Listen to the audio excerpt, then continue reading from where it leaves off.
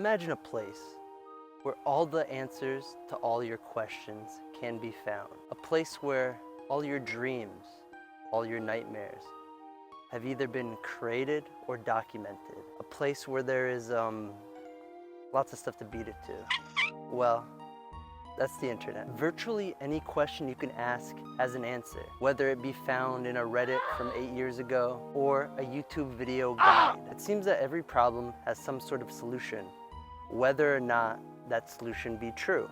And honestly, I hate it. It's stinky poopy. The age of having to think for yourself and have your own horrid opinion is gone. You may be asking, why is this a bad thing? Isn't being able to figure out anything you're doing with a simple and honest DuckDuckGo search a blessed and base thing? I feel in my heart of hearts, no, it isn't. Now, I do like it when I have a technical problem, like a toaster not working or the computer running slow. For questions that are a little more philosophical and galaxy-brained, it's a little more rancid. Not every person is the same, so a lot of questions don't have a definitive answer. How one person gets the 10 out of 10 quirky baddie may not be the same for the other person. It may get that other person in the slammer. Some things are more of an art than a science and require a little more outside thinking, a little more trial and error to figure out. Having to consult the hive mind for everything is not healthy. And the best way is to just get at it and discover it yourself. If I had a question in childhood, what I'd do is ask my parents and do what they say, even if it was terribly, horribly wrong. For example, I was told that going into the pool after eating was the worst thing you could do. I thought I would sink to the bottom like a stone, but apparently that's all fake, a facade. I tried it myself and I'm still here, now with trust issues. Through doing, I learned what would happen, even if it ended up in a scarring moment that would forever shape me. I remember living in a world where it wasn't viable to look everything up. An early internet I barely knew how to use other than playing flash games of questionable quality on websites owned by cartoon TV stations. This world, this internet, had a mystery to it, a sense of discovery that just had to be experienced. For example, when I used to play Pokemon as a kid, the only information I could get came from friends, a game guide, or just playing the game myself. You better believe I was tapping A and B as the Pokeball twitched left and right to catch Kyogre, even if it was all a psyop. Games at the time weren't data mined day one, with all their secrets exposed for the world to see. There was still mystery. Was there something hidden in the game that no one knew about?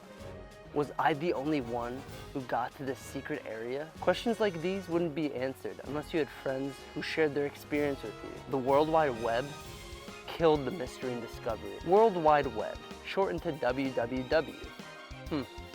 Kind of reminds me of another organization. That's just the same letter repeated 3 times. Day one, someone has beaten the game and uploaded it all to YouTube. All cutscenes and exploits exposed for everyone to see. Someone else data mined the game and exposed all it was hiding. There's a certain magic that's been lost in all this. The spice of mystery has been licked off. Paralysis by analysis is when you overthink a problem and have a fear of trying out the solution. The internet is good at fueling this train of thought. Hours of videos, paragraphs of text, and podcasts, all of which may have the answer you're looking for. Instead of trying and failing and learning from that experience, you stare at a rectangle of light, getting pumped with sissy hypnosis rays. Maybe this one Reddit post or video has the secret you're looking for. You're investing a gargantuan amount of time. For what? Asking out Susie in chemistry?